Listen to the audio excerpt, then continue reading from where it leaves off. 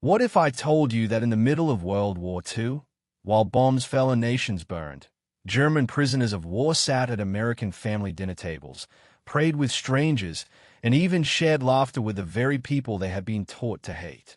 These Sunday dinners were not just meals. They became powerful seeds of forgiveness, shaping memories, changing nations, and proving that sometimes kindness can outlast the cruelty of war. They came to America not as fighters but as prisoners, brought across the Atlantic on guarded troop ships, with a salty wind carrying the sting of loss. For many German prisoners of war, their first look at the United States was through the small windows of ships docking at places like Norfolk, New York, or Boston. They expected hard, cruel treatment, freezing barracks, and little food. But what they found began to change every idea they had about their enemy. The size of America was staggering. Huge ports filled with cranes, storehouses packed with supplies, and trains moving endlessly on the tracks. To men who had spent years living in ruined cities with constant shortages, this wealth felt unreal. Watched by military police, they boarded trains heading to prison camps spread across the American countryside. The United States government decided to keep more than 400,000 German prisoners of war in camps spread from Texas to Minnesota and from Alabama to California. Through the train windows, the prisoners saw scenery that looked completely strange to them. Endless fields of corn, small towns with white church steeples, and streets untouched by bombs. For men whose last memory of Europe was fire and destruction, it was hard to believe their eyes as they watched families walking calmly on sidewalks or farmers working in fields that had never been burned. As the trains moved further into the middle of the country, the prisoners whispered among themselves. Some were afraid of revenge, remembering Allied posters that showed Nazis as monsters. Others quietly wished for better treatment than what they had experienced on the Eastern Front or in the ruined camps in Britain. At train stations, groups of curious Americans sometimes gathered to look at the passing prisoners. The sight of German uniforms was surprising, but the crowds were not angry. Children pointed, women looked closely, and sometimes someone even waved. This unsettled the prisoners, who had prepared themselves for hatred, but instead found a mix of doubt and casual curiosity. When they finally arrived at the camps, most were shocked by what they saw. The camps were not dark prisons, but neat enclosures, often built quickly on open farmland. Lines of wooden barracks stood behind barbed wire fences, but inside the fences, life was not what they had expected. Each man was given a bed, blankets, and meals, much better than what German civilians were receiving back home. The food alone amazed them: meat, bread, milk, and even fruit. Soldiers used to watery soups and weak coffee could hardly believe the amounts placed in front of them. Some later wrote in memoirs that the camp meals alone were better than anything they had eaten since the early years of the war. The Red Cross visited often, and American officials followed the Geneva Convention with a care that amazed many. The prisoners were allowed to send letters home, get packages, and even join classes set up inside the camp. For the first time in years, they were free from the constant danger of bombs, bullets, or hunger. The place, though limited, gave them an unusual kind of safety. The early anger of being captured slowly began to fade into reluctant acceptance, and for some, even thankfulness. Still, worry stayed with them. There were soldiers without a role, stuck thousands of miles from home, not knowing what would come next. Yet within weeks, as daily camp life became normal, they began to notice something different: the quiet fairness in the way ordinary Americans treated them. The guards were strict, but not cruel. The nearby townspeople did not look at them with hatred. In the evenings, when they heard the far-off sound of church bells or families gathering outside the fences, they understood they were living in a world untouched by war in ways they could hardly believe. And for many, that understanding marked the start of a journey they never expected. From enemies to uneasy guests in a country they had been taught to hate. Once the first shock of arrival faded, the truth of daily life inside the prisoner of war camps became clear. The U.S. Army had set up these camps under strict rules, making sure the prisoners were housed, clothed, and fed according to international law. Each camp worked almost like a small town, with kitchens, hospitals, workshops, and even chapels. The prisoners soon found that their days were organized and every hour had its set routine. At sunrise, a bugle call woke the men, followed by roll call, where guards counted each prisoner. Breakfast was served in big dining halls: eggs, bread, porridge, and sometimes even butter or jam. For Germans who remembered food shortages at home, such meals felt almost unreal. Discipline was firm, but it was not harsh. After breakfast, the prisoners could join language classes, play sports, or take part in work tasks. The American authorities believed in keeping the prisoners busy, both to prevent trouble and to help with the labor shortages caused by millions of American men fighting overseas. The camps set up woodworking shops, tailoring services, and repair stations.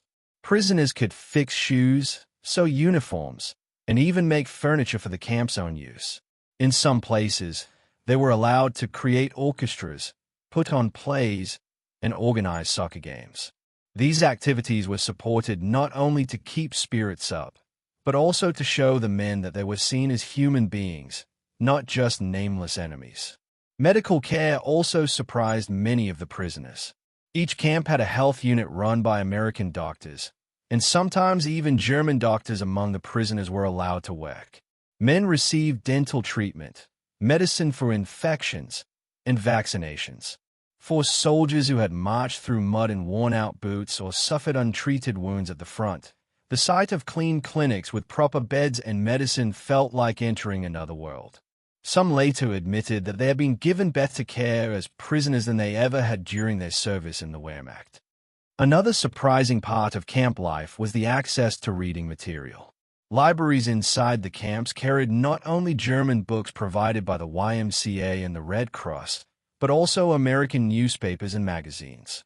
For many prisoners, this was their first real look at American culture beyond propaganda. They read about baseball scores, movie stars, and daily life, catching a glimpse of a society not living under the constant threat of bombings. German officers often tried to limit too much interest in these materials, worried that morale would weaken, but curiosity was stronger than orders. Perhaps most shocking to the prisoners was that the camp guards rarely showed hostility. American soldiers, many of them only a few years older than the captives, treated them with a mix of firmness and casual indifference. Of course, there were moments of tension, especially when news arrived about terrible acts committed in Europe. But overall, the camps ran with a sense of routine rather than revenge. German prisoners of war were amazed to find that even in a country whose young men were dying on battlefields against them, there was no deliberate cruelty shown toward them here. This daily routine slowly wore down the fears the prisoners had brought with them across the ocean.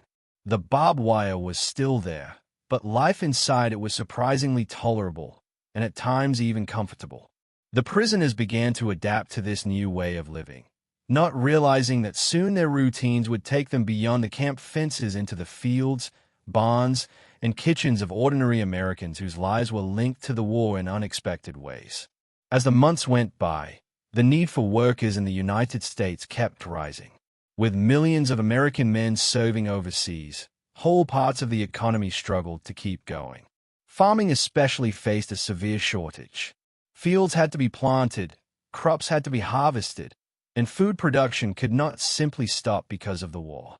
To deal with this, the government approved programs that allowed German prisoners to work outside the fences under watch.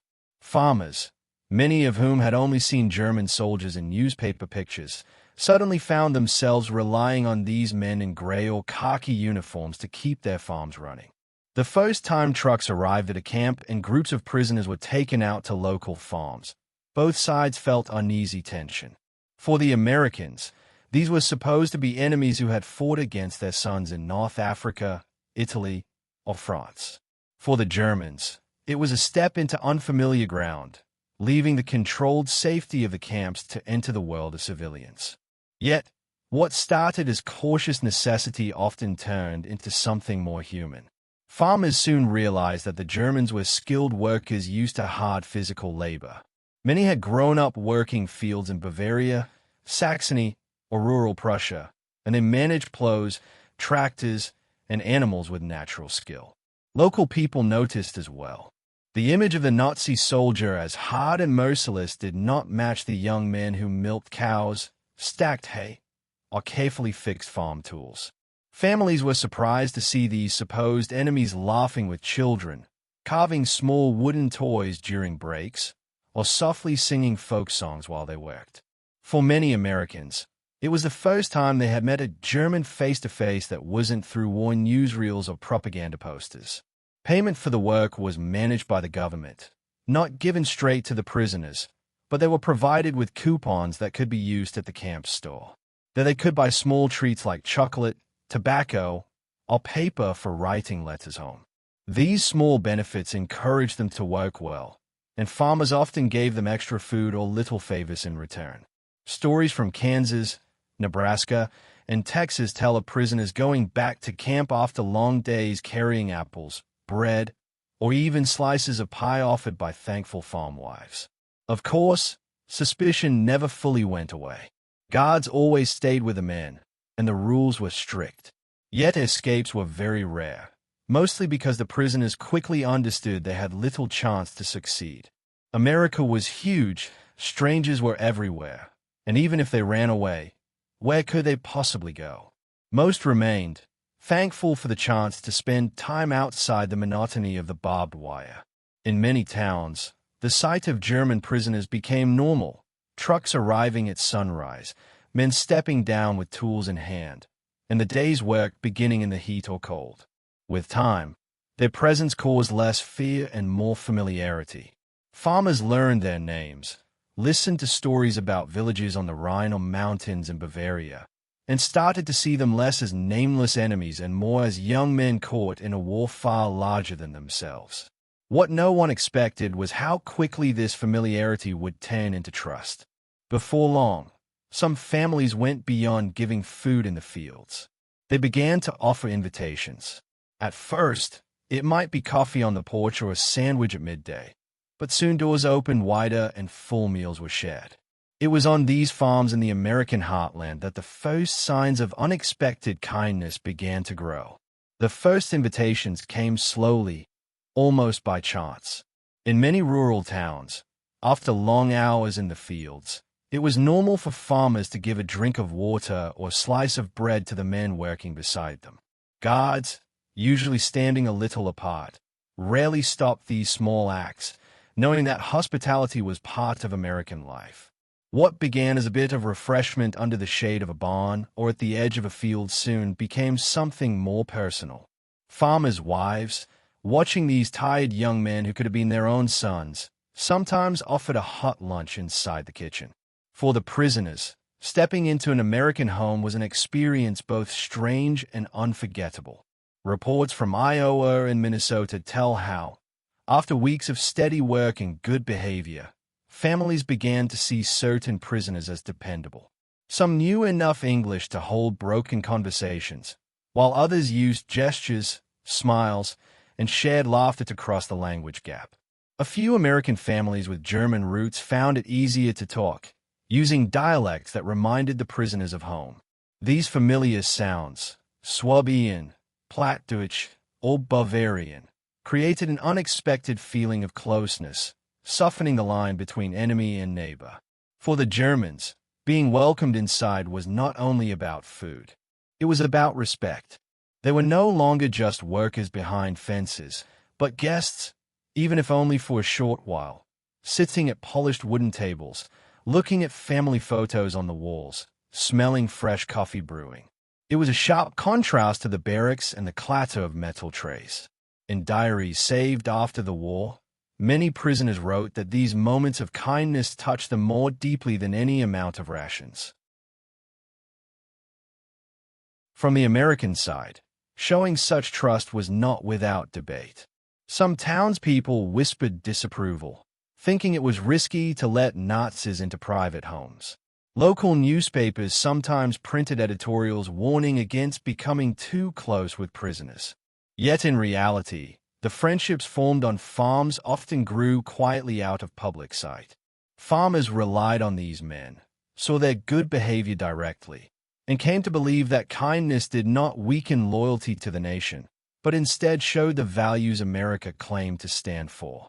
One farmer in Texas later remembered how, after inviting two prisoners to share lunch with his family, his children began asking them about their families back in Germany. The prisoners spoke of mothers who baked bread on Sundays, of sisters who sang in church choirs, of small villages surrounded by fields much like those in the American Midwest. For the farmer, it was eye-opening. The enemy held the same simple connections of family, work, and tradition. Invitations spread slowly. At first, only the most trusted prisoners were given such freedoms. But by late 1944, stories spread among them about spending whole afternoons inside homes, of apple pies baked by American women, of children bringing out board games or showing their schoolwork. These short looks into everyday life were moments of relief from captivity and reminders of the humanity they thought the war had erased. For the Germans, these meetings planted seeds of surprise. They had grown up under a system that taught them to expect cruelty from enemies, to be ready for revenge and hatred. Instead, they discovered that strangers thousands of miles away from their homeland offered friendly hands and warm meals.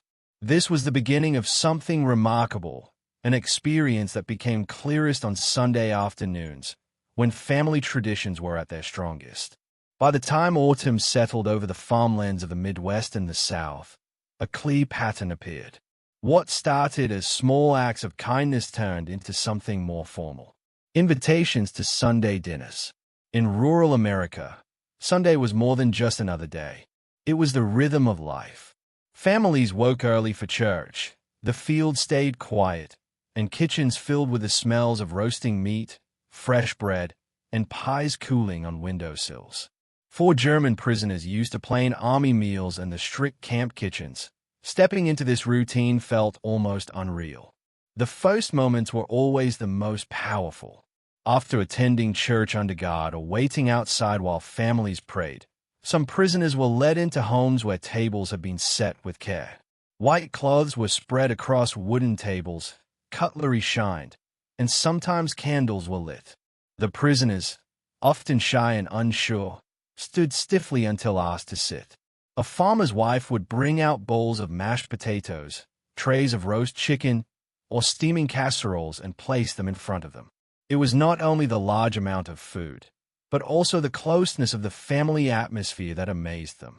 To sit beside the very people whose country was fighting against theirs, and to be treated not as an enemy but as a guest, went against everything they expected. Children helped to break down the distance.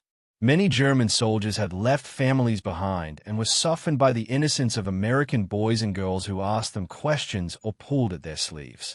Prisoners who once marched through occupied towns now found themselves teaching American children simple German words or carving wooden toys after meals. One memory tells how a prisoner in Nebraska used a pocket knife to carve a small horse from a piece of firewood and gave it to the farmer's daughter, who kept it as a treasure long after the war was over. The meals themselves felt like feasts compared to wartime standards. America's farms, though rationed, still produced enough to set generous tables. Prisoners later wrote with surprise about eating fresh butter, drinking cold milk straight from the farm, and tasting pies filled with apples or cherries. For men who had not eaten fruit in years, the sweetness felt like a dream. Some even admitted to feelings of guilt. How could they, as defeated soldiers, sit at tables full of food while their families in Germany stood in bread lines or hidden bomb shelters? Another thing that left a strong mark was the habit of prayer before meals. Many American families bowed their heads, giving thanks not only for the food, but sometimes also for the safety of everyone present. To hear prayers spoken aloud, including blessings for those far from home, humbled the German prisoners. It reminded them of their own customs, when mothers and fathers had prayed for sons gone to war. In that quiet shared moment of respect, the borders of nationality seemed to fade. Newspapers sometimes wrote about these unusual visits, and military leaders sometimes looked down on such closeness. Still, they rarely stopped it unless safety was in danger. For the most part, the army let local habits continue, knowing that kindness kept the prisoners calm and reduced tensions in nearby towns. Farmers who welcomed Germans defended themselves, saying it was not support for Nazism, but simply an act of Christian kindness. These Sunday meals stayed in memory. For the prisoners, they showed a powerful contradiction. While war still burned across Europe and American soldiers fought far away, here in the quiet center of America, they felt warmth, laughter, and generosity from people who had every reason to hate them. It was a contrast many could never forget, and it became the most important part of their captivity. The Sunday meals did more than fill their stomachs. They opened paths for cultural exchange that neither side had expected. Around dining tables or on porches after eating, talk slowly moved forward through broken English, bits of German, and many hand signs. What started as clumsy attempts grew into real conversations, where families and prisoners realized how much of their lives was similar despite the war. Some American families with German roots became natural translators, helping both sides move past simple nods and smiles into real talks about farming methods, family customs, and the daily struggles of wartime life. Music often acted as a bridge. In several stories, prisoners carried harmonicas or small accordions with them to work. After dinner, children begged them to play. Soon, German folk songs echoed in American living rooms, tunes that spoke of mountains, rivers, and faraway villages. The music stirred homesickness in the prisoners, while for Americans, it was something new, a small window into another culture. In return, families introduced the prisoners to American hymns, country songs, or even swing music played on the radio. Laughter often broke out when Germans tried copying the rhythms of Glenn Miller or Bing Crosby, their accents turning English words into something sweet instead of odd. Food also became a point of sharing. Though the meals were mostly American, German prisoners sometimes gave advice or shared recipes remembered from home. One Nebraska family later remembered how a prisoner taught them to bake rye bread in the old German style, which became a family favorite even after the war. In Texas, prisoners showed families how to make sauerkraut, and in return they tried chili for the first time, wincing at the strong spice but later getting used to it. Faith also played a quiet part. Many Germans were Catholic or Protestant, and they noticed familiar customs in the practices of their hosts. When invited to attend church services, some prisoners felt nervous under the watchful eyes of the congregations. Still, they were surprised by the lack of anger in the sermons. American pastors spoke about forgiveness, kindness, and faith in people, ideas very different from the propaganda-filled speeches they had once heard in Germany. These moments strengthened the feeling that they were being seen not as enemies but as human beings in need of mercy. There were also exchanges of stories about the war. Though these talks were sensitive, families often wanted to know what life in Germany was like, and prisoners carefully described the ruins of cities or the shortage of food without touching politics. Some spoke warmly of orchards, forests, or harvest festivals, avoiding talk about Hitler or beliefs. In return, Americans spoke about ration coupons, air raid drills along the coast, or missing fathers and brothers who were away fighting. These shared admissions revealed common hardships that went beyond national borders. Children, once again, played an important role. They asked prisoners to tell them fairy tales, and the Germans told stories of Hansel and Gretel or Rumpelstiltskin, which the children recognized from their own versions. Shared old tales created an unexpected link, showing that cultures divided by war still carried echoes of the same stories. These cultural exchanges became the most lasting memory of the Sunday meals. Beyond the comfort of roast chicken or apple pie, they showed a meeting of two worlds where people who should have been enemies ended up learning from each other. The war was not forgotten. It was present in every letter from the battlefield, every report of deaths. But for a few hours each week, in kitchens and dining rooms across America, human connection was stronger than politics or ideology. Long after the dishes were washed and the war finally ended, the memories of those meals stayed with the prisoners more than any other part of their captivity. When Germany surrendered in May 1945, and the slow process of sending the prisoners home began, many carried back more than just their belongings. They carried notebooks filled with stories and letters written during their last months in the United States. They wrote down memories of American homes, of children's laughter, of the taste of fresh milk and baked pies. These memories became treasures, reminders that even during war, they had been shown kindness by people they once thought were cruel enemies. Some of the most detailed accounts appear in memoirs written many years later. Former prisoners describe how those family meals changed the way they thought about America. They had expected anger and revenge, but instead found warmth and kindness. Many admitted that these experiences softened the pain of losing the war. Instead of going back to Germany filled with anger, they returned with a careful respect for the kindness shown by their former enemies. For many, these memories were very different from the propaganda they had been taught during the war, propaganda that had described Americans as spoiled, violent, and morally rotten. The effect was not just personal, but also social. In the late 1940s, as Germany struggled with destruction and the early years of Allied control, stories of fair treatment overseas began to spread among veterans. Tales of Sunday meals in Nebraska or coffee shed in Texas kitchens painted a different picture of the United States than the one drawn by Nazi propaganda. When these stories were shared in families and communities, they carried meaning, slowly shaping how Germans began to think about making peace. One clear example came from a group of former prisoners who had worked on farms in Kansas. After returning to Germany, they created a small circle that met often to share letters and memories of their time in America. Some of them even kept in touch with the American families who had welcomed them, keeping friendships alive across the ocean. Many years later, in the 1960s, some prisoners went back as visitors, standing once more at the doors of the homes where they had first sat as unwilling guests. The kindness they felt on their return proved that those meals had not just been temporary acts of courtesy. They had become lasting connections between people and cultures. These memories also shaped how many former prisoners raised their children. Men who had once believed only in strict rules and blind obedience often told their sons and daughters about the surprising kindness of strangers. They stressed the importance of tolerance and of recognizing the humanity even in those who were once called enemies.